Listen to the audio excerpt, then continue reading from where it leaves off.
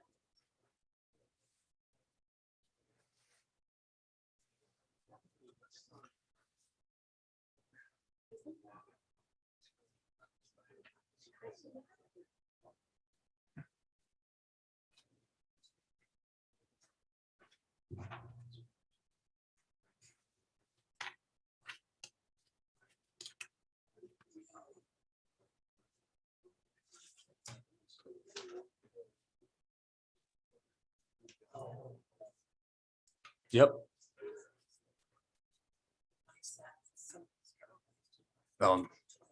Okay. Okay. Must be part of the official code, the page one. That's how. Well, can somebody change that or not? No.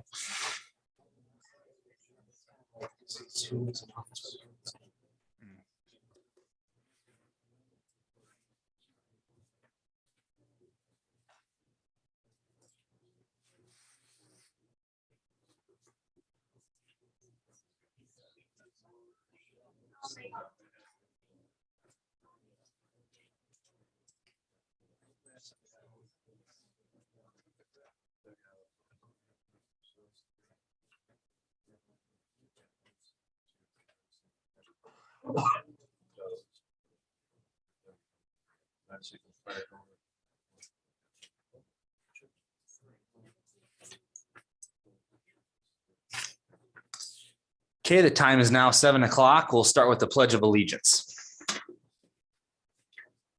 I pledge allegiance to the flag of the United States of America and to the republic for which it stands, one nation, under God, indivisible, with liberty and justice for all.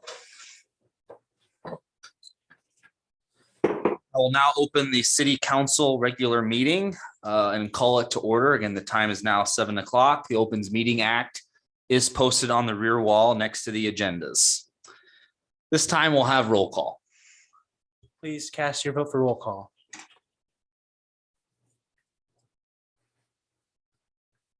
Seven council members are present, Mayor.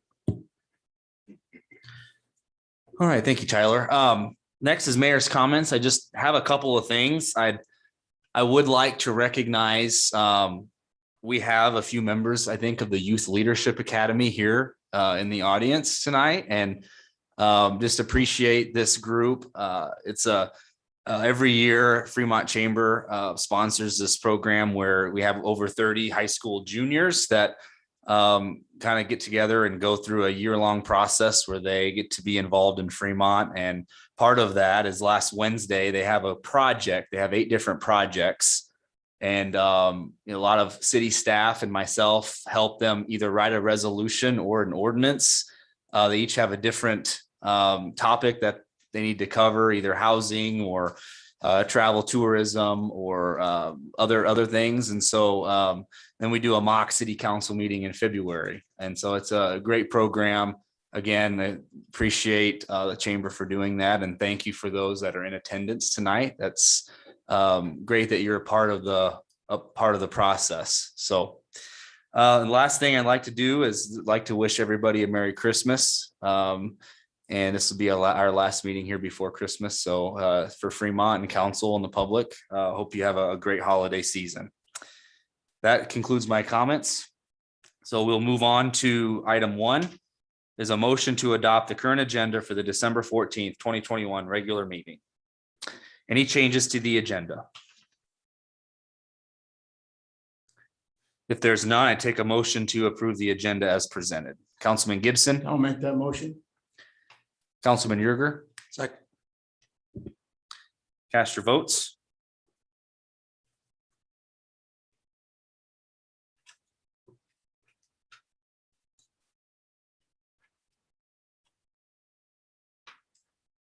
Motion carries 7-0, Mayor. Moving on to the consent agenda. All items in the consent agenda are considered to be routine by the city council and will be enacted by one motion. There will be no separate discussion of these items unless a council member or a citizen so requests, in which event the item will be removed from the consent agenda and considered separately. Are there any items to be removed from the consent agenda by either council, staff, or the public? I will take off item 6.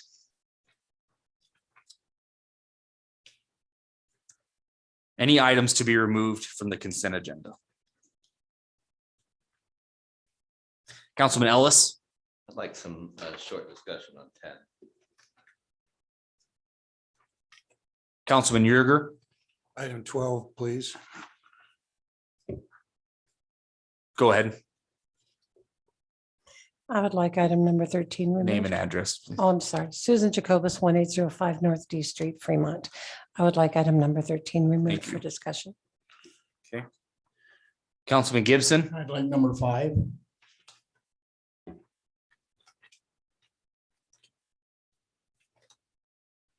If there's no other items, I'd take a motion to approve consent agenda 2, 3, 4, 7, 8, 9, 11, 14, and 15. Councilman Legman. Make a motion to approve items number 2 through 4, 7 through 9, 11, 14, and 15. Councilman Sukram. I'll second. Cast your votes.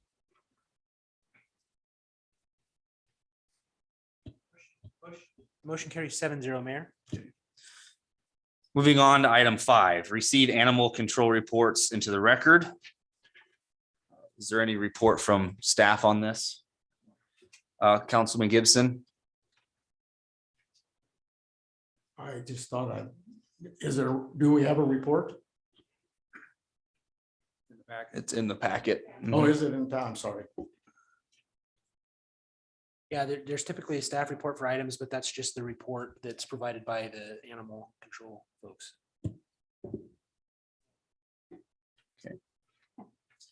we don't need any action, right, legal? Is there any other comments on this item? No other action. Okay.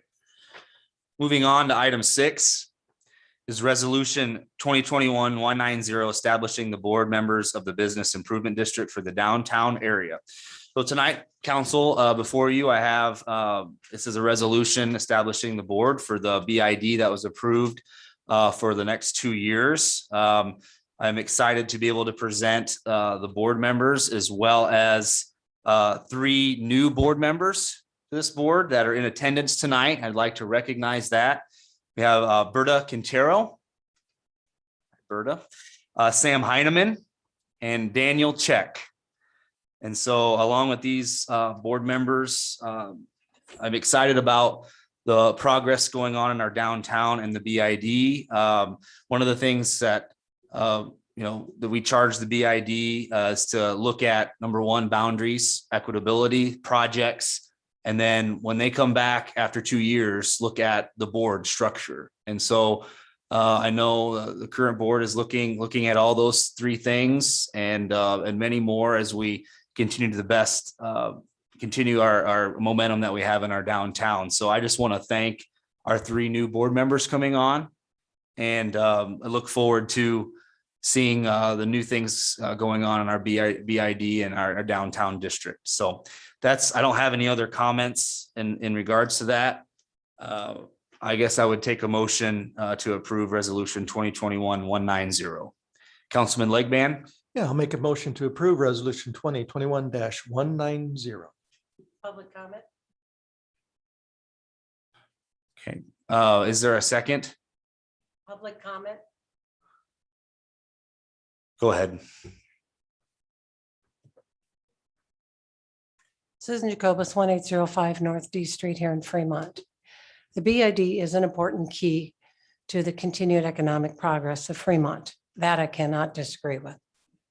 However, you had a precedent set in prior council, prior mayor, and a few of you remain seated, that terms should be staggered, and there was a reason for it. So that there wasn't a sudden clean sweep, a sudden absence of expertise. I don't see anything in here that's allowing for that. While I find it interesting to add yet additional members to compile a collected 14 members to represent less than 230 businesses in the downtown district, whereas each of you council members and the mayor represent 26,000 individuals here in Fremont. That I'm not going to dispute. What I have an issue with is how you go against what the precedent has been. Mr. Legband does recall, and perhaps Mr. Yerger, as well as Mr. Ellis in times past, we went to staggered terms for a purpose, and that all committees and groups going forward were to be staggered. And as Tyler can attest, when things started to get repositioned or when members were added or somebody dropped, they still either fulfilled the term, that 1 year, 2 years, or 3 years, whatever it may be, and then the others were added to that. That said, you don't have that in here. Somehow, for whatever reason, you haven't attempted to do that. I would ask that rather than approve this blanket, I don't have a problem if you're going to up the numbers to 14, good luck getting anything done. But I would ask that you at least continue with the precedents and look at staggered terms. That should be part of what your continuum is, and that's what has been set in motion. And the other comment actually had come from another BID member, not seated on the board, but somebody who's part of this district. Where are the financials? You have yet to have that presented. And this is part of the BID, and their financials should be something that's offered annually, something that your council, you as council members, have to approve moving forward. And that hasn't been offered. From what I have been told by more than one BID member, not board member, but member, they have spent less than $80,000 in the last 4 years of expenditures. And that's gearing up to include this year as well. If that's true, then where's the other money at? Not saying anything's wrong. It's just take a look at those financials. And again, I would ask that you get those financials in front of you rather than request an audit or someone like me request a FOIA. Because from what I understand, after spending $40,000 a month, plus in legal fees, that includes multiple requests for FOIAs. I don't want to be part of that burden. Thank you. Any other public comment? Councilman Legman, Yes, I still have my motion. I'd like to motion to approve resolution 2021-90. Councilman Gibson, I'll second that. cast your votes.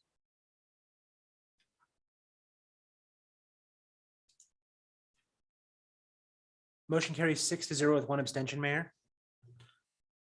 Moving on to item 10 is a motion to authorize agreement with Omaha Public Power District, OPPD, for marketing and meter agent services and transmission congestion services. We'll have staff report. Mayor, City Council, Jeff Shanahan, Lonnie Wright Power Plant. This item was discussed at UIB tonight and it was approved 5-0. What it consists of is we have an energy agreement with Cottonwood Wind Farm with NextEra Energy. And what happens with TCRs and ARs, there's a pricing structure where the energy goes in at one location and then you pull it out at a different location and there's a price difference between those 2 points. Well, TCRs and ARRs is a mechanism SPP uses to try to level that pricing structure. So for instance, if you put energy in at $10 and you pull it out at 20, that means there's a $10 difference. That's congestion. You can bid in for congestion rights and auction rights for that. So what we did when we've had Cottonwood now for roughly 3 years, we're eligible for taking some credit for the capacity. In order to get capacity, you have to have firm transmission paths. So we've been working with SPP to establish a firm transmission path. Now that we have that established and we're working through that, get it finished, but we've been okayed with that. We want to recover some of those costs associated with it. So we've asked OPPD to provide us those services. I also reached out to other companies to provide the same services. Because we have OPPD entering all of our information into the SPP portal, most companies don't necessarily want to give out their trade secrets to a competitor. So we're kind of in a rock and a hard place. But OPPD has been our marketing agent since SPP started. We have our communication link with them. Their pricing has been very competitive, very, very competitive. So we're just asking that you authorize this going forward. It's a 5-year term, and we asked them to increase the marketing agreement to 5 years so that everything comes due at the same time. And the transmission is a 5-year term. Everything will start on March 1st, and the transmission has a automatic rollover if we choose to take it. Councilman Ellis, Thank you for the explanation. Yep. I'm just always interested in the nitty-gritty sometime. The firm transmission path, is that because of the 19,000 volt line that came in? Is that have No. anything to do with it? No, what this is we've got the Cottonwood Energy. Okay, so we have a PPA for that. There's also a component when you're dealing with electricity called capacity. And capacity is like buying a physical asset. It's like building a generator. So you've got to have your peak load plus 112%. So, or 12, 1.12. So we want to take advantage of that capacity. In order to do that capacity, we have to have a firm path for transmission. So we reached out for that. Okay. I noticed some of the numbers and stuff were blacked out. Yep. Can you explain why? What's the? It's according to OPP, they don't want to let anybody else know what they're doing either. Okay. Yep. So it's just the deal between us and the city the city and OPPD that those numbers don't get out in public. Correct. Yeah, we've got the numbers, but we don't want them in public. Okay. All right. Thank you very much. Yep. Appreciate it. any other questions for Jeff? Councilman Yerger. Well, I share the same notations that Councilman Ellis just raised, and I know you just said you have the numbers. We have the X's and the redactions Mhm. in an agreement that we're to approve with the statement in the staff report that the amount we're approving is confidential and unidentified. Does that basically sum it up? Correct. And my concern is, as a council member, essentially assigning a blank check for that purpose. Okay, So what's the timing and the necessity of this getting done? Is this has to be done tonight? This could have been, and we could have discussed the We've been- confidential information in executive session before we pass this, but it's not on the agenda tonight. We could call one, I suppose, to Yeah. get the information, but the question is, does this have to get approved tonight because of some timing with your agreement with OPPD or? right. Well, what we'd like to do is get started so that on March 1st, we can go live and start recovering some of those costs. So we've got to get set up in the computer system. We've got to get registered in SPP. There's a whole bunch of steps we have to go through, and the sooner we can get started, the better. We're going into the holiday season, so that's going to pretty much put a damper on it for a little bit, but so we'd like to get that moving as fast as we can. If the council chose to want to understand the amount that we're actually authorizing, would executive session be something you would advocate for this evening for us to stop and do that if they felt inclined to do it, or we could do that at the next meeting and put this passage off till the next meeting? Would that impose on your timeline? Or you can just call Jeff too, just call him tomorrow. Jeff will give you the number.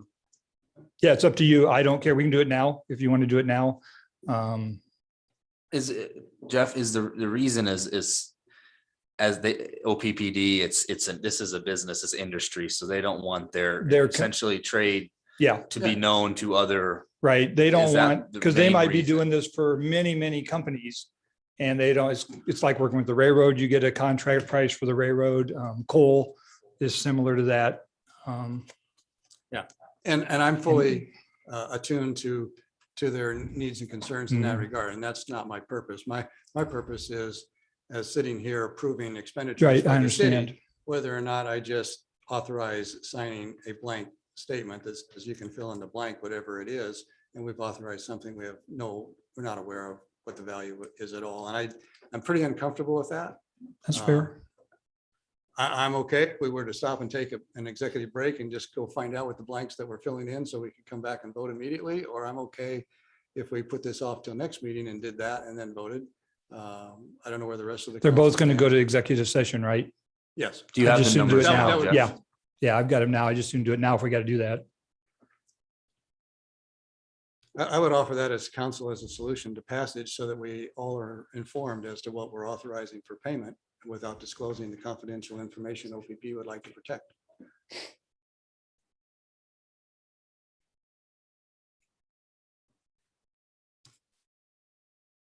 I think he's getting some standard language. I wish I had it memorized, but I don't at this point. Next year.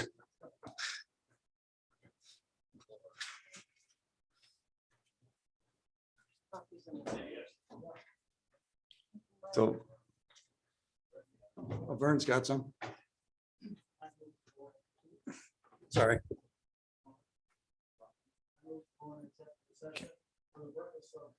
Session with respect to threatened or potential litigation. hey, Vern, Yeah, consult with Travis on the language you're gonna need to have in there. protection of the trade secret. Okay, okay. Protection of the trade secret. Okay, for further reason, and that executive session is necessary for the protection of the public interest.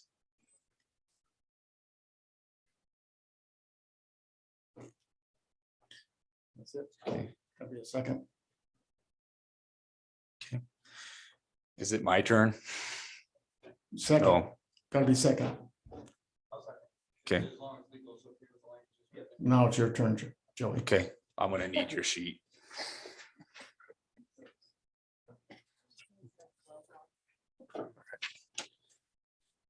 A motion has been made and seconded to go into executive session for the purpose of trade secrets.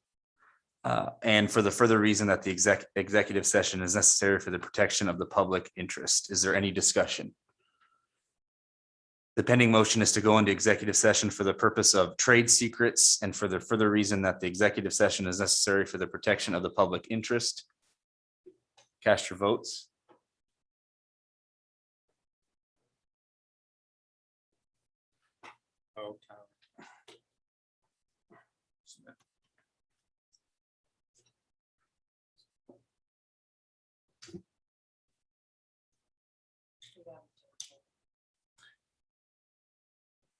Vern had one, Tyler. Oh,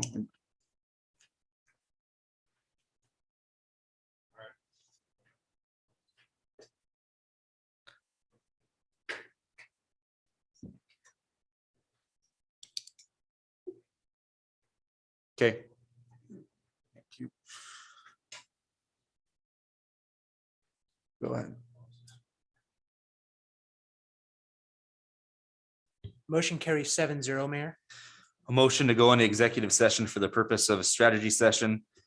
Or a motion to go into executive session for the purpose of trade secrets and for the further reason that the executive session is necessary for the protection of the public interest has been approved. Discussion will be limited to industry trade secrets. No official actions or votes will be taken. Will be myself, counsel, legal, Jeff and our city administrator, Jeff Shanahan and our city administrator.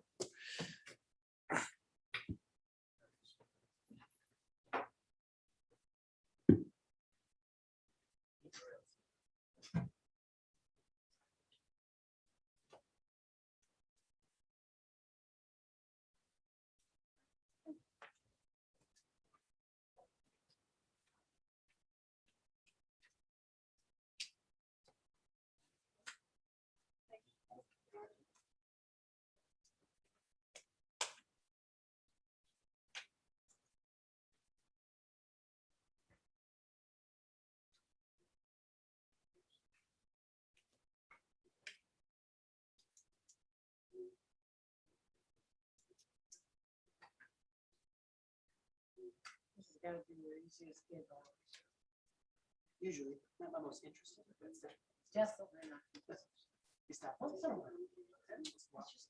Yeah. Most of it's over my head.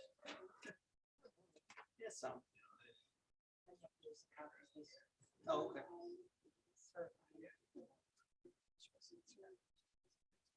Oh, yeah.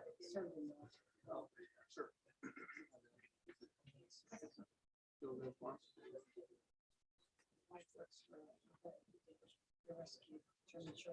Oh, okay.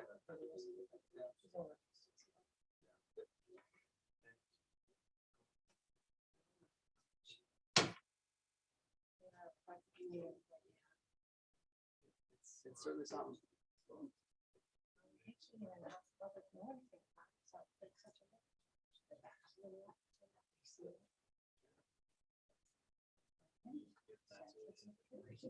Yes. Big fan of that. I am. Well. Yeah, fair, that's fair.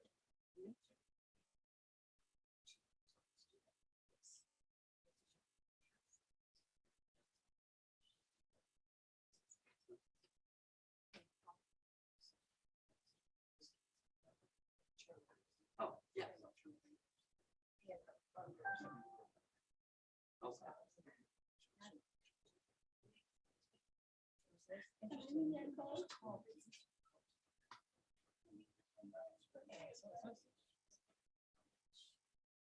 Oh, yeah. Just kind of. When I did my time, I was right time. Lake of Southwest. It was just one of those steps.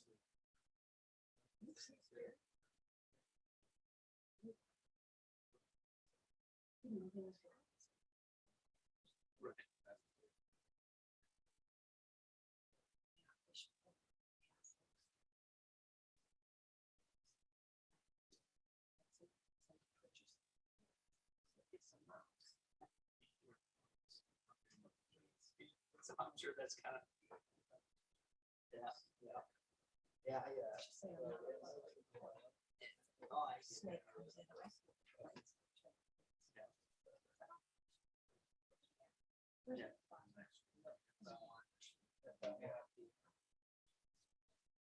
Sounds good. All right.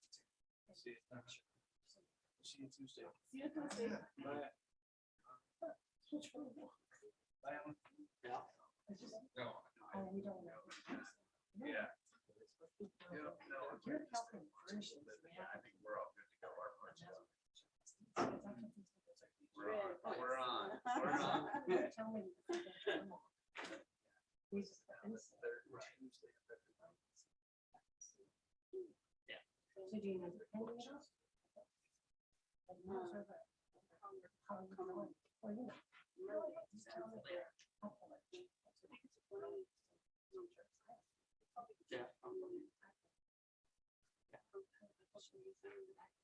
Oh, there you go. I say, yeah, take care of you. Yes. Oh, you'll be. It should be fun. They actually look almost like it's, and then they get a twist. on it. Yeah, that was put on. That's what they should be buying. Very few people.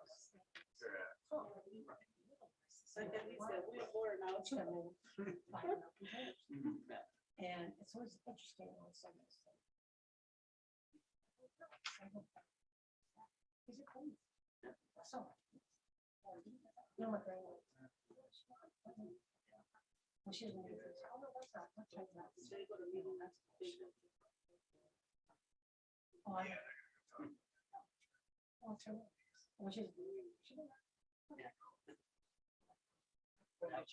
I'm in the mood.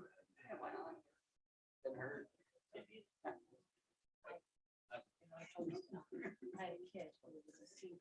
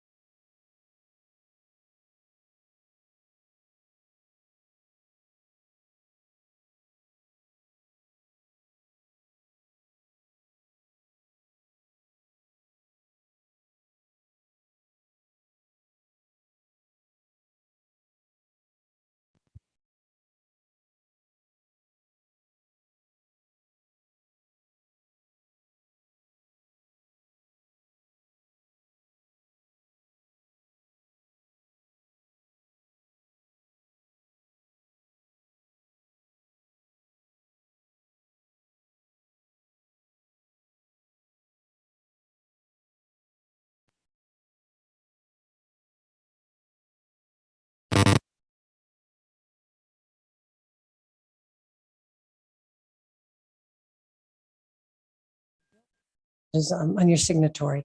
It says City of Fremont Department of Utilities. It doesn't say who is going to be signing it. I would ask that an additional byline be added so that the mayor's signatory can also go on there. Because whether or not Mr. Newton as city administrator signs it now, or the assistant city administrator on the utility side signs it, I do believe the mayor's signatory should go on there as well. That's my only comment. Thank you.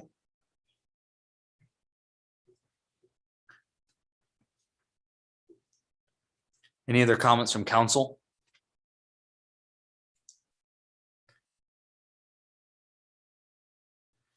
Seeing none, I'd take a motion to authorize agreement with OPPD. Councilman Yerger, Well, they can take care of this in one fell swoop. Make a motion to authorize the mayor to renew the agreement with TriStar extending worker, I'm on the wrong one. Motion to authorize the mayor to approve the agreement with Omaha Public Power District for the marketing and meter agent services and transmission congestion services.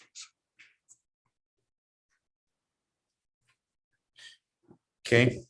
Councilman Gibson, I'll second that motion. Question first. Legal, are we all right doing it this way then? yep, certainly. Okay, thank you. Okay, cast your votes.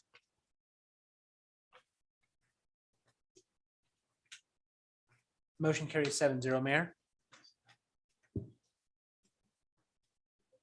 Item 12, a motion to authorize staff to renew an agreement with Safety National and extend current workers' compensation excess coverage with a $600,000 self-insured retention. This will have staff report on this one. Is there staff report on this one? Take care of it. What'd you say, Jody? It would have come from Jennifer. We'll take care of this one. As you know, we have workers' comp insurance. We self-insure. This is the excess liability to that policy. Sure, do you have anything to add? It's a renewal. Right. I don't have anything to add to that. Any questions? Councilman Yerger? My only question really was this, when I looked at the packet material, unless I'm misreading what was included in the packet material, there is an agreement that is not here in our documentation? Or is the only thing we're going to see associated with this, the 2 pages on the memo from I think Jennifer McDuffie and the amounts? Yeah, I think it's going to come back to you because I think she said it wasn't ready or something and. Yeah, the agreement will come back. It'll come back. Separately at a Yes. future date? I mean, In it's not 2022. it's not assumed that we're endorsing the agreement and or its language by passage of this tonight. We will have a chance to further approve the amended, the language and whatever the content of that agreement is. Correct. That was my reason for concern. I just wanted to make sure we had a chance at looking at the agreement before we signed it. Any other questions, council? Any comments from the public? Any additional comments from council? If there are none, I'd take a motion in regards to this item. Councilman Legban, If there's no more comments, I'd make a motion to authorize. Councilman Sukram, I'll second. cast your votes. The motion carries 7-0, Mayor. Item 13 is a resolution 2021-192, authorizing mayor to sign comprehensive annual banner permit for the year 2022 with the Department of Transportation. I'll have staff report from Dave Godigan, Public Works Director. Dave Godigan, Director of Public Works. This is an annual permit application that we make with the state. If should we wish to put up a banner sometime in the coming year, 2022, on a state highway. It has to be within city limits. It has to be applied for by the city, and banners cannot advertise goods or services or a private business. It would be more community events, that type of thing. Dave, when's the last time we had a banner? Have we had one? Not in my time Okay. here. Just curious. It's just something we do every year. Gotcha. Okay. Any other questions for staff? Opening question. So this obviously would apply to Highway 77. Yes. Does it apply to old 275? Highway 30? I'm not sure they're on the highway system right now. That's what I'm I wondering. think it's So only it would- Highway the only one 77 of being Broad Street. concerned would be Broad Street, Yes. 77? Yes. That would be my understanding.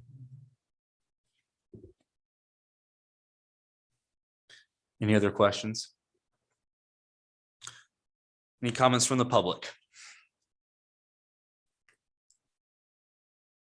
Susan Jacobus, 1805 North D Street, Fremont.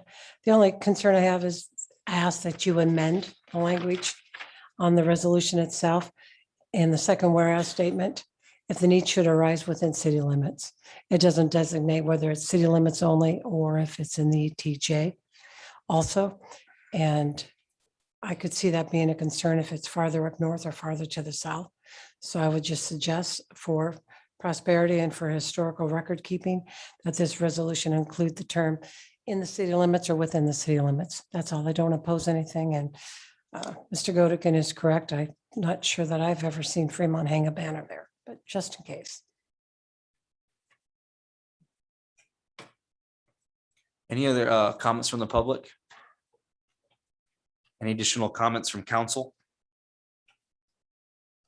Councilman Yerger? So just to be clear, Dave, 77 would be covered, city limits, yes. But that would also include the extraterritorial boundaries of Fremont, so it would go further south and Within. just city within the limits. city limits, Yes. period? Yes, they have a banner policy that's referenced in the agreement. And the banner policy specifically states within city limits. Okay, so no further than city boundaries. Correct. Thanks. I needed that clarification. Unless other council members have comment, I'd like to embrace the public's comment and make a amendment to resolution 2021-192 in the second whereas statement as was proposed, and I think it was to insert within the city limits after the words state highway in the second whereas statement. For clarity's sake. Okay. Motion to amend. Is there a second? Councilman Ellis, I'll second that. cast your votes, or Councilman Legman. Yeah, Dave's gone, but I would like to ask his opinion on that. And okay, yeah, you have the policy now. Wouldn't Inglewood have their own, or would we need to make this amendment? I don't see a need for it, I guess what I'm saying. It's in the policy, which is, I'll go back here to the agreement. The agreement references state statute 39-1359, which basically is the state's insertion on the things that can be on state right away. Right. And then they wrote the policy based on that state So if we statute. make this amendment, are we out of line with the state statute? No, we are, it concurs with the statute and it concurs with the policy that the state has written up. It's basically saying it again. I guess we haven't done it, so I don't really see a need for it, but Okay, there's been a motion and a second to amend. Cast your votes.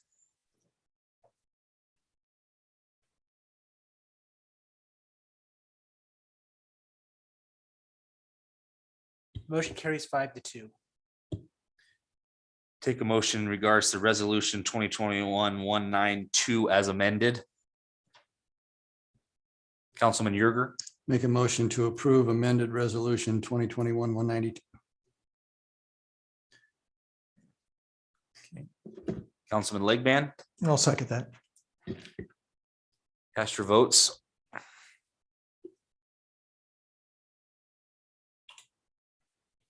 Motion carries 7-0, Mayor. Moving on to unfinished business is item 16, ordinance 5603, requesting a change of zone from GI General Industrial to GC General Commercial for property generally located at 900 Bud Boulevard. This would be second reading.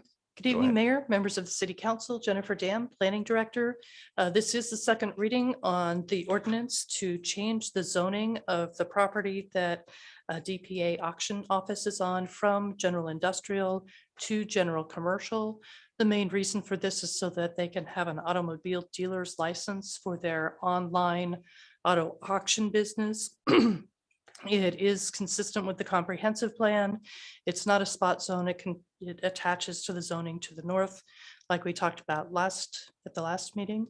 With that, I'd be happy to answer any questions.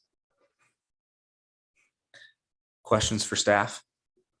Councilman Yerger, One quick follow-up, because I think I covered a lot of my questions and you answered at the last meeting. So I just wanted to follow up on this one. With the amount of property and hard surface that they have, Mhm. I know their intention is to sell automobiles online through auction and not to do that on premise as a commercial dealership or whatever, but they could. And so the question that I have for you, that doesn't change any zoning requirement that would be permitted.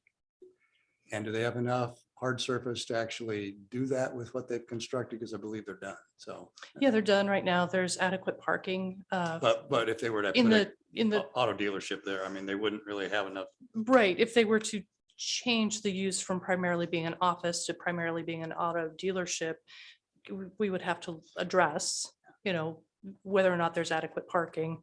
The GC district has greater landscaping requirements than the LI district or the GI district. Greater buffering and a smaller building coverage requirement. I'm fine with this. I just wanted to make sure that I understood the options that they Right. would have once this is Right, approved. if but you're- I know that's not their intent, so. Right, exactly. If you're making a change in the primary use, then you have to meet the requirements of the underlying zoning district. Thank you. Councilman Legban, Has there been any complaints or anything from any of the neighboring businesses? None. Thank you. Any other questions for staff? Any comments from the public? Any additional comments from council? Councilman Yerger? No additional comments, but unless others do, I'd make a motion to approve ordinance 5603. Jennifer, just quick, is there a reason that we couldn't move this to final reading tonight? If it was preferred from council? No, there's no reason not to move it to final reading if that's what the council desires to do. Okay, just wanted to make There's- that option available. Sure. Okay. Councilman Sukram? Oh, okay. Cast your votes. Motion carries 7-0, Mayor. We'll now have second reading. An ordinance of the city of Fremont, Nebraska, amending the ordinance number 5427 as it pertains to the zoning map to rezone the property generally described as part of Lot 4 Nelson Business Park from GI General Industrial to GC General Commercial, providing for repeal of ordinances in conflict herewith, providing for severability, and providing an effective date on second reading. Okay. Councilman Legban? Yeah, I'll like to suspend the rules and hold third reading of this. If everyone else is in agreement of it. Councilman Gibson? I'll second that. Cast your votes.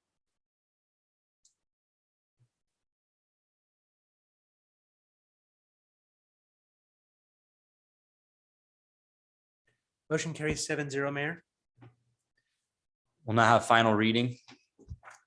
An ordinance of the city of Fremont, Nebraska, amending ordinance number 5427 as it pertains to the zoning map to rezone the property generally described as part of Lot 4 Nelson Business Park from GI General Industrial to GC General Commercial, providing for repeal of ordinances in conflict herewith, providing for severability, and providing an effective date on final reading. Cast your vote.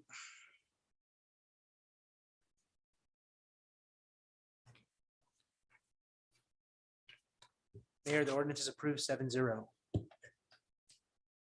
Moving on to item 17, resolution 2021-195 to authorize the purchase of a tract of land known as Outlot 2 Sunridge Second Edition. I will start out with this item. I had received multiple calls from council in regards, from council members in regards to this item. I would, at this point, based on the questions that have been presented, I think they're valid.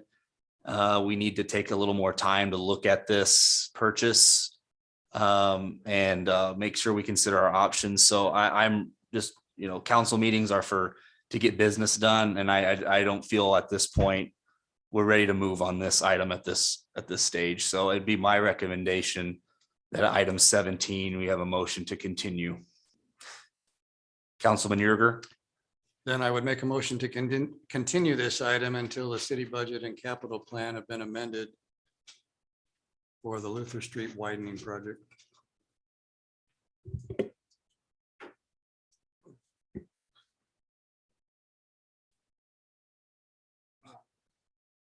I guess I'm asking it to be continued, but I don't understand the other items that are being presented. Councilman Yerger. I can explain my motion if you like. Okay. This item, as I understand from conversation with staff. What I understand from conversations with staff leading up to this discussion tonight, that the Luther Street widening between Military and Jack Sutton Drive is not in the capital plan and it's not in the budget that we just approved. So this would constitute a spend regardless of what value, a spend that is not budgeted. So without a budget amendment to incorporate something that allows us to spend funds we didn't previously appropriate in our budget would seem inappropriate, and they should go hand in glove together. So without debate on the motion, of which we could have considerable debate, the appropriate time for extension seems to me as to when we decide to amend the budget and put some money in to make the purchase.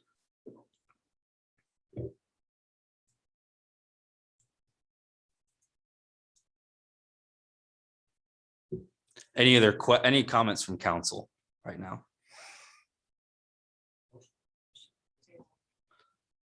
Okay.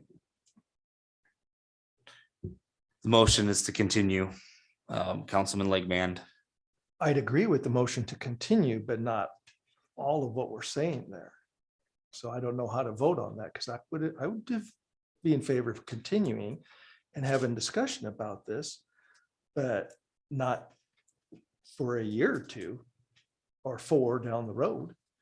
So I don't know how everyone feels about this, voting on this. This is kind of an obscure situation because generally a motion to table is to table it. There were conditions placed on when it would come back rather than just another. So that is a motion that can be made. So I guess I don't know if there's a second. That's just the reason why the rule where you don't have debate on a motion to table is sticky, but I would just recommend taking up the motion and see if there's a second and move on. Okay. Is there a second? Councilman Ellis, I second it. cast your votes.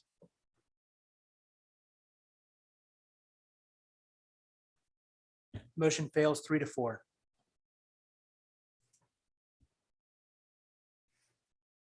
Councilman Legban, Yeah, I'll make a motion to table the resolution 2021-195. I don't know how long you want to wait, but I'll make a motion to table it. Councilman Yerger. I second the motion to table. Okay. Cast your votes.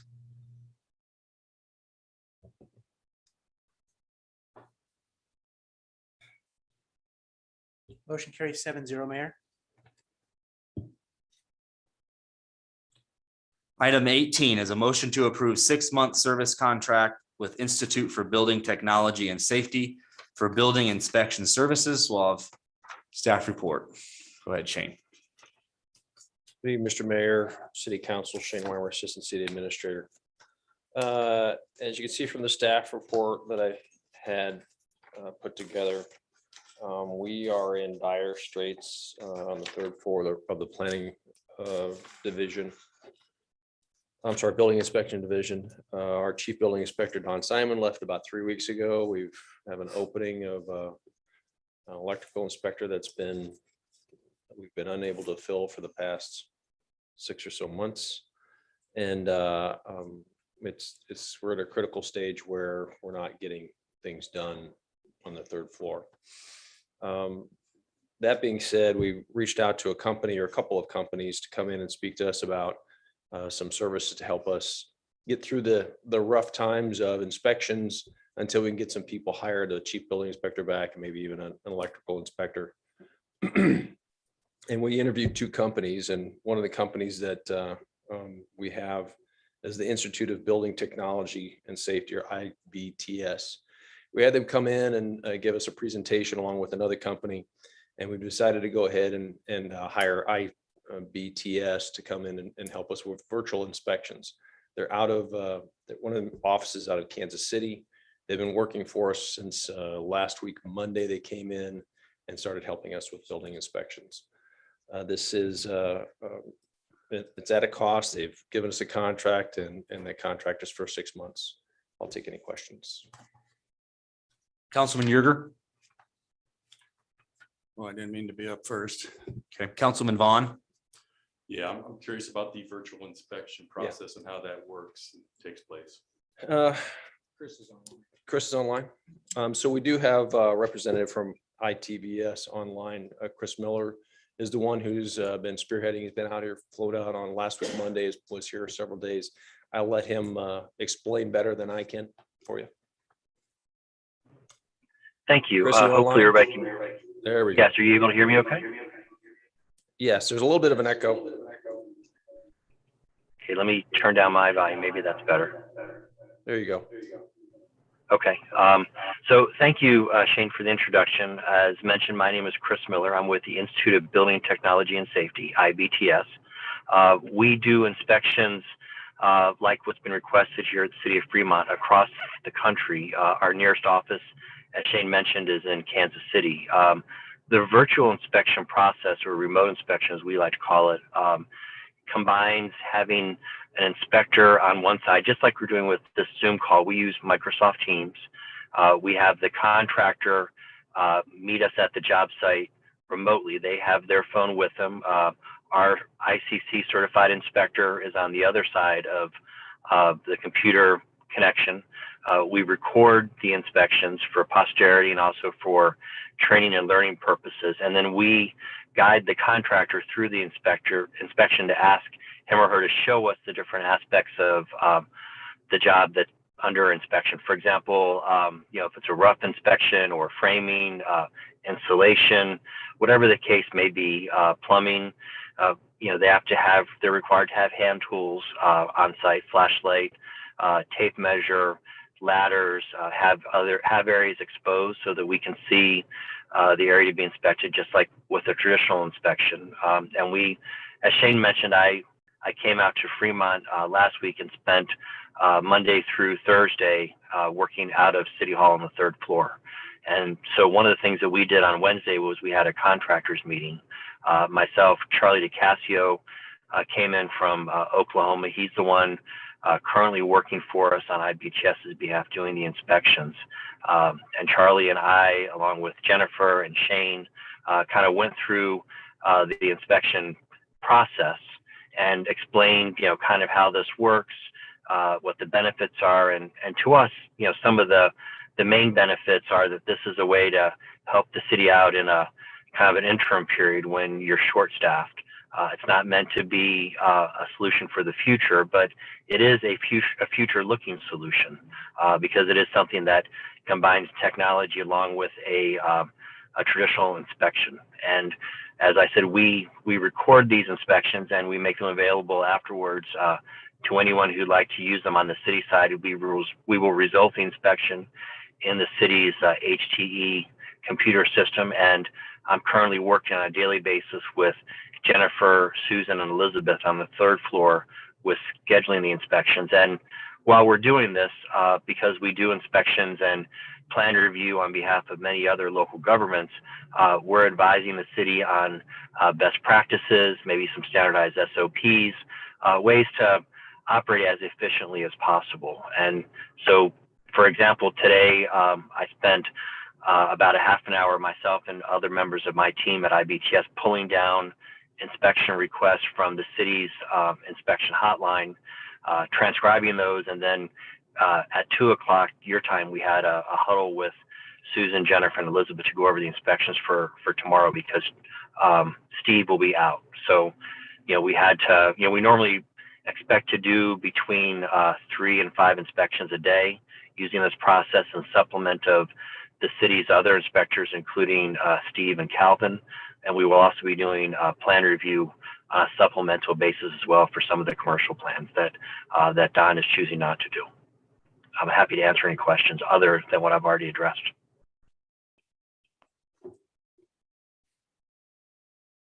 Councilman Vaughn, is there any other questions that you'd have for Chris? Mr. Miller, I'm curious how long your firm has been doing virtual inspections. We started doing these virtual inspections with COVID. So we've been doing them off and on for about 12 months. We initially started them as a practice run, having the inspector at different job sites actually be outside in the parking lot, performing the inspection on a virtual basis while they were actually at the location. And by doing that, we're able to kind of work through some of the SOPs that we have. We've also been in contact with Fairfax County, Virginia, outside of DC. Because of COVID, they went to virtual inspections for all of their inspections. And so we've met with their chief building official to get some feedback from them on what works and what doesn't work. We've also actually provided webinars via ICMA about best practices. This is something that we've done. A component of this has also been used during for our solar inspections. We have a contract, and we work through the Department of Energy on solar installation inspections as well, and that's also done in some cases on a remote basis. And so we've utilized these experiences to help round out what our SOPs are, but we're also making adjustments as needed to match what's needed for the city of Fremont. Thank you very much. One thing I would like to point out that wasn't mentioned by Chris is that the Institute of Building Technology and Safety is a nonprofit organization, so they're not into it for the profit.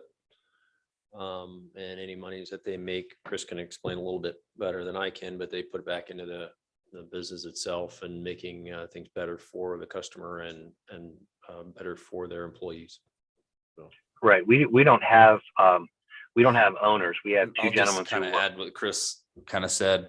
I got a chance to meet him, and he was here all last week, and a lot of, he had the contractor meeting, and this doesn't replace boots on the ground. I mean, but a lot of the maybe routine inspections and the scheduling, IBTS can handle those, and there's a process involved where, hey, you got to show the address, and then you got to work in, and it's 10 to 15 minutes, and it's in depth. And so the contractor has to follow certain steps. And, if they don't, they got to redo it. And if they don't pass, they got to reschedule. So, I mean, it's still on the contractor to make sure they pass, but it is beneficial to them as well, as it may allow us to, have more inspections during a day, or be quicker in response to. So it hopefully benefits the contractor as well, as they're able to maybe get the inspections done a little quicker and not maybe be waiting as long. So, but this is a supplement at this point. It's not boots on the ground by any means, but it's a good bridge the gap at this point that we need. So, Councilman Ellis. Shannon, I got a couple questions for you. You Yeah. said our Don had been gone for 3 weeks. Did he give 2 weeks notice? Oh, boy. I'm sure he gave 2 weeks notice, and So we've known that he's been gone. He was going to be gone for 5 weeks. And I was well, wondering, gone for 2 weeks. you said he's been gone for 3 weeks. He's been gone for probably, yes, for probably 3 And weeks. we knew 2 weeks ahead of time that he was going to go. So that's 5 Yes. weeks. Yeah. I'm just, my concern here is you spent citizens' money without our approval. The signature contract signed.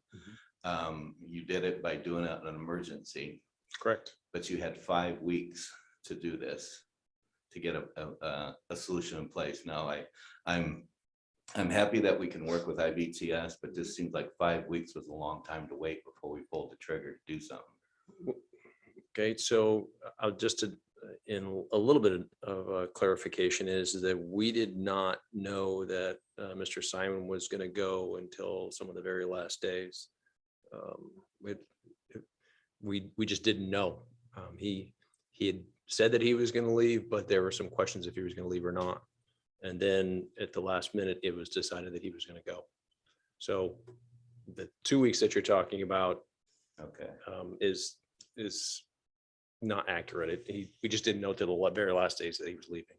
So He gave 2 weeks notice. he but- did. But then, okay.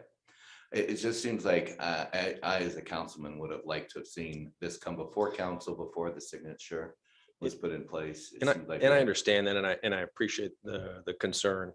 And I did not want to have to do this as an emergency. I'd rather you folks make the decision on how the money's spent. I really would. But it came to a point where Don left and we were in dire straits right away. And within a matter of days, I could tell you that we had contractors pulling their hair out because we just didn't have the staff or the manpower to be able to get it done. ITBS could come in and get this taken care of for us rather quickly. And if we would have waited, we would not even have this company in place or another company until after the first of the year. And then it would have been another week or so before they could have come in and done anything. So I felt it necessary. I thought it was an emergency. Otherwise, we would been even farther behind, at least up to a month if we wouldn't have done it when we did. So that's my best explanation for you. Jennifer, do you have any comments that you want to? Yep. I just wanted to say, I reached out to Douglas County, and they're pretty tight on their inspectors as well. And they did offer some help for us. And we did have one of their inspectors help us out a couple of days, but they provide inspections for Douglas County and for Waterloo and another community as well. So they're spread pretty thin. This is something that's common in a lot of the communities in our area. Washington County has one inspector who's about to go out on medical leave. Blair has one inspector. Valley just replaced their building inspector. So we're all meeting and working together to try and find some solutions. We will be talking about perhaps interlocal contracts to help each other out. But this is a solution that we could implement right away. And hopefully it'll be for the benefit of the community. Maybe in the future, they'll have an office where we could have somebody who does boots on grounds. They could help other communities as well. That's what they do in the Kansas City area and Louisiana and the Washington DC area. But I want you to know that we're working closely with other communities because everybody's experiencing this shortage and we're trying to help each other out. Thank you, Jennifer. Councilman Yerger. So I have a couple questions. Some might be for the contract holder, some might be for you, Shane, and some might be for legal. So I'll start this way. I'd like to understand who has the ultimate inspection responsibility post the inspections that are performed by IBTS. That is, if there ultimately ends up a problem or whatever with regards to final inspection, occupancy sign off or whatever that was created as a result of inspections, does that responsibility lie with ITBS or the city? It looks like maybe sections 12 and 13 of the contract are supposedly maybe to address those. I'm wondering if they do address my specific question as to who holds the responsibility if the contractor has to do something over, but it was a result of an inspection error. Or whatever, that they would say, wasn't my problem. You should have caught this for me. I don't know how that works. So If help me it's, out. yeah, rarely there would ever be a legitimate claim for some sort of negligent inspection, so to speak. But if there was a grossly negligent inspection where it was completely out of the realm of what any professional standard would be in the industry, then the city would assert a claim, obviously, against ITBS. But Is I don't- section 12 and 13 of our agreement intended to cover with that broadly? yes, Is the city would have a claim if there was some sort of claim for gross negligence. Generally for general negligence, though, a simple mistake, that wouldn't be. anything I'm we'd have not to worry implying about. that we'll have those. I just wanted to understand where that responsibility lies. I guess this question would be for you, Shane. When did the interviewing of the various people that would be bidding actually commence? Let's see, he was here on the 6th, I believe. Is that right, Jennifer? They came on the 6th.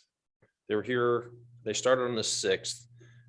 It's probably 2 weeks prior to almost immediately after Don had left, a few days after Don had left, we started reaching out because I felt as though we were in trouble. And So before the November 30th meeting? Chris, do you remember when we first interviewed you? Yeah, my recollection is that it was the week prior to Thanksgiving, the Thanksgiving break. So I traveled out that week before. And as you said, Shane, this was, I think you reached out to us on a Thursday, and then we had a partial conversation, I think, on Thursday, and a more full phone conversation on the following Friday of that same week. And then I came out on the following, towards the middle of that following week. I think it was on a Wednesday. Okay, If thank that you. helps. And so since that time, and since there was a discussion and signing of this agreement, have the IBTS people performed services for the city? Yes. Already? Yes, they started performing services on the 6th of December. Okay, so with that background here, I share some concern that's been expressed before, and mine is more process legal concern, I guess, than anything else. And that is the contract, because they started on the 6th, I guess my suggestion is not going to be one that would be palatable, because we could start this contract effective today and be within the law. what we've done, I think, and I'll ask legal, we have signed a contract. The city has through Mr. Weimer without council authority to have expended some estimated $70,000. An emergency, as I read our code, is you can declare an emergency and bypass the bid process, but it doesn't say you can bypass council approval because we spend the money. And so I'm concerned that by doing something on December 6th, we did not have the requisite council approval, and we have essentially required services of someone for which they are entitled to get paid, but we haven't rendered approval for this contract until tonight. And I'm interested in your legal opinion at this point. Certainly. So the code permits expenditures for an emergency purpose, and then the council ratifies that purchase later on. The issue specifically with this contract would be there would be a dispute as to whether it's enforceable as of December 6th, because council hasn't ratified the contract. But as far as the expenditure goes, that can be ratified. And then once council accepts the agreement, then the agreement will be in full force and effect. Can you take me to the municipal code exception where the $30,000 thing is waived for emergency purposes, and show me where it says you can waive the council's approval on at the same time, because I didn't read it that way. And I'm interested in your reading, if you can cite me the code.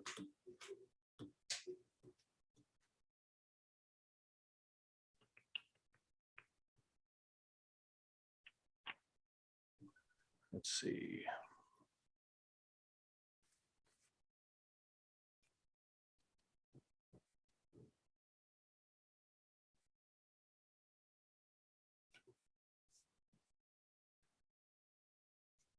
This was generally under the city administrators section of the code. I don't know if the new section is up yet.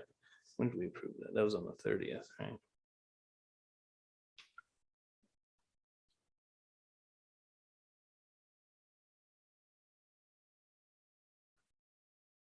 So 2506.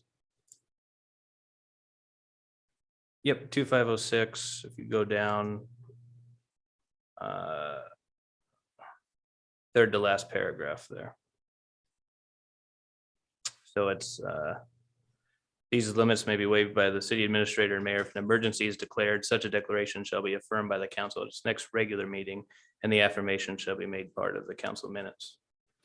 And to you, that doesn't read that we can waive the $30,000 limit for having to get through a bid process, that is to take the extra time to go out and solicit bids and then come back, make the big selection, et cetera, et cetera. You're saying it goes further than that to say, oh no, you can declare emergency and spend money without council approval.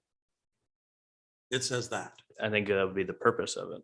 In certain situations, you would need an emergency My expenditure. question is, if it's not the purpose, my question is that what the city code actually says? Because that's what we did. And that's my concern is I don't want the council to be complicit in giving up their authority to be the responsible party for spending city funds by saying we're setting a precedent here by interpreting this to say, oh no, if there's any kind of a declared emergency, we'll avoid the bid process and we can settle a contract and expend city funds without your consultation. Because we could have called a special meeting to give authority. We could have done it perhaps as early as the November 30th meeting, but we didn't. So we're Certainly. doing it now, but they've already expended services. Yep. And they would expect to get paid, and I'd want to pay them. Certainly, that would be the recommended method, would be have a special meeting, of course, but the two issues we're looking at here are, one, the contract enforceability, and I'm sure the contracting party recognizes that to have a contract with a public body, they need to have the public body affirm the contract. So that's their risk going in and signing the agreement before it's been approved by council. Number two, I don't know if the expenditures for work performed so far exceeds $30,000. No. I mean, it's been a couple days. So I can say in this specific instance, council's okay ratifying it. If you're saying for going forward in the future, I would advise certainly if there's going to be a contract entered into, we should have a special meeting, an emergency meeting declared for the purpose of expending it. Well, I think what I'm implying is my preference would be for us to be able to change the date in this contract from the 6th of December until today's date. And we write a separate claim voucher or whatever for payments rendered between any time between now or when work started on December 6th until now, because at least at that rate, we would still be, albeit with this modification, putting in a contract that council approved as of tonight.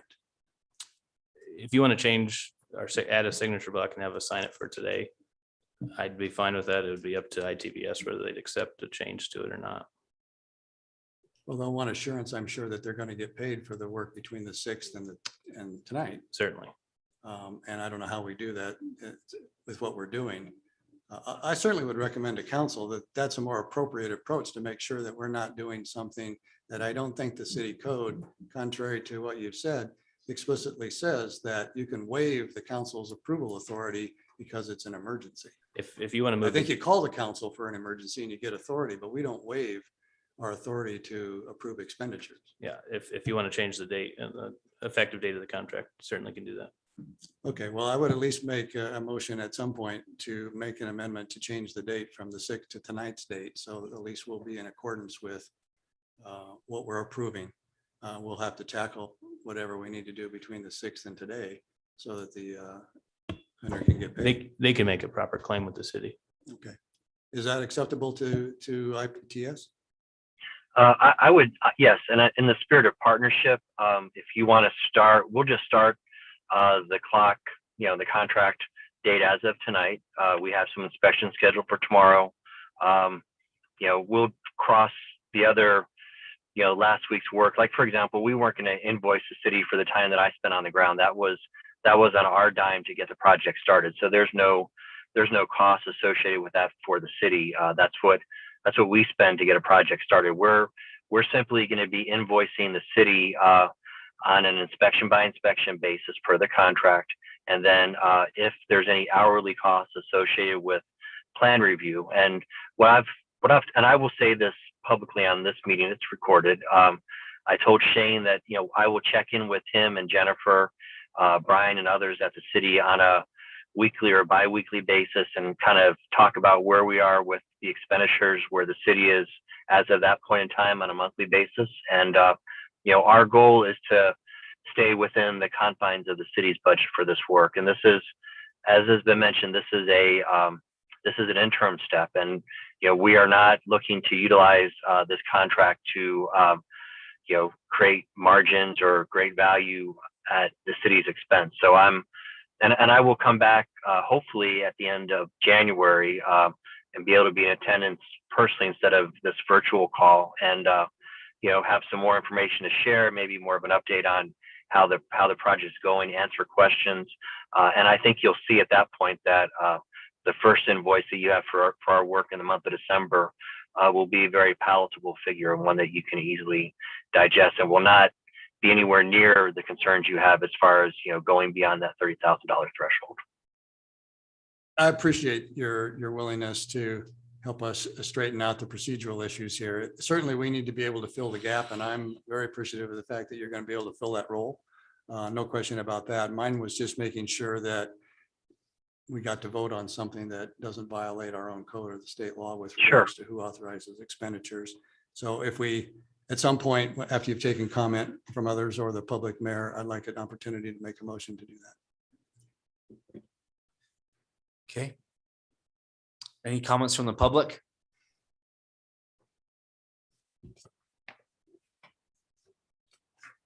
Susan Jacobus, 1805 North D Street. You entertained an emergency action by the utility board a month ago, and it was an emergency. A methane gas leak is an emergency, and that is a threat to the health and safety welfare of the public.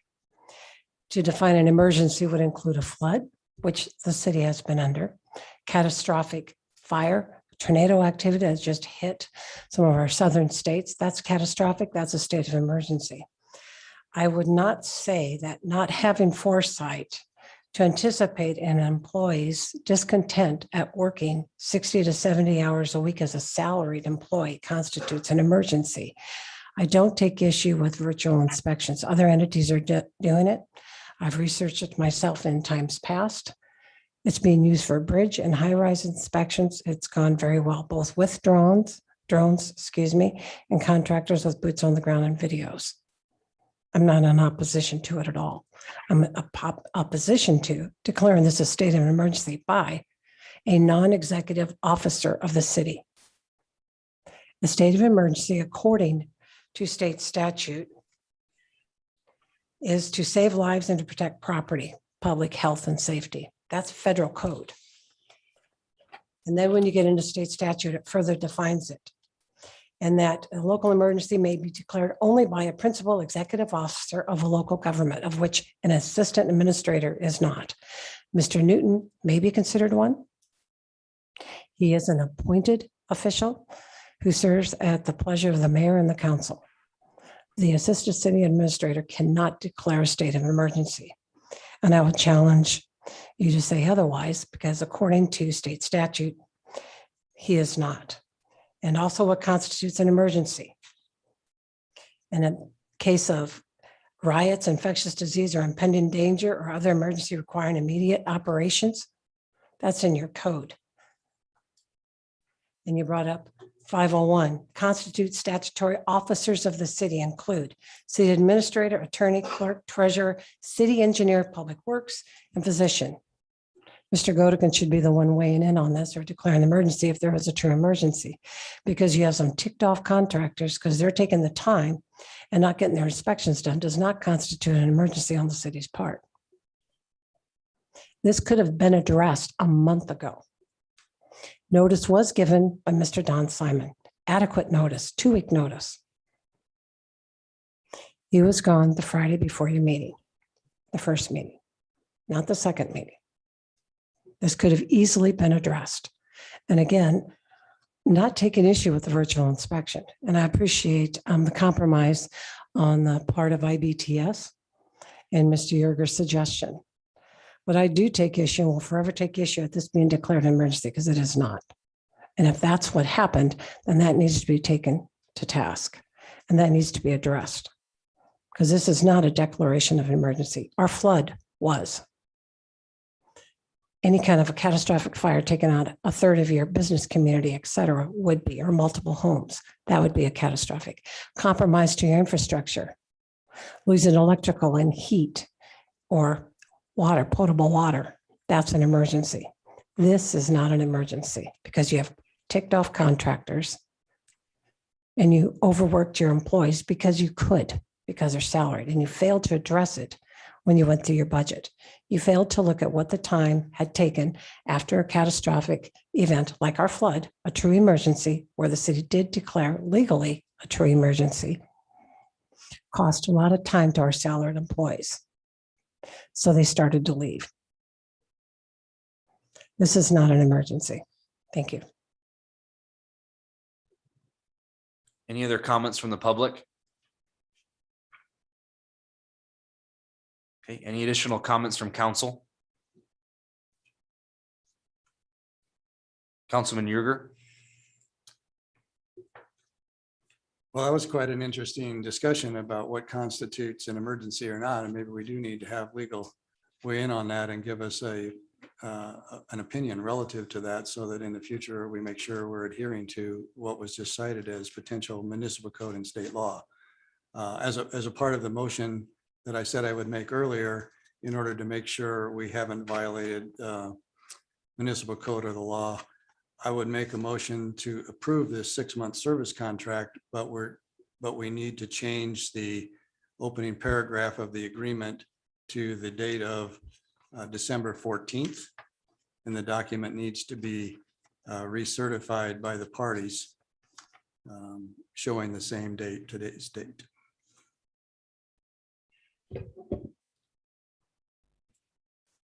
Okay. Councilman Ellis? I want to second that, but I want to get legal's opinion. Was this an emergency? I'll follow up with the council on that another time, but it's not really relevant now with the amendment. If the amendment passes, we're good to go. So That was a second, Councilman Ellis. Okay. Cast your votes on the amendment.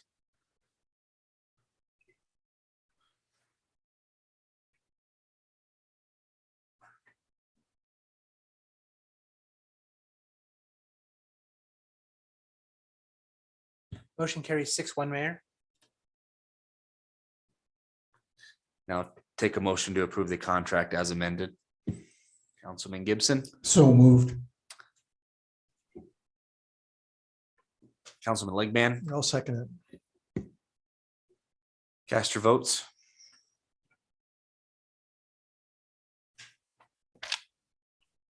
Motion carries 6-1, Mayor. Take a motion to adjourn. Councilman Gibson, So moved. Councilman Sukram, Second. cast your votes.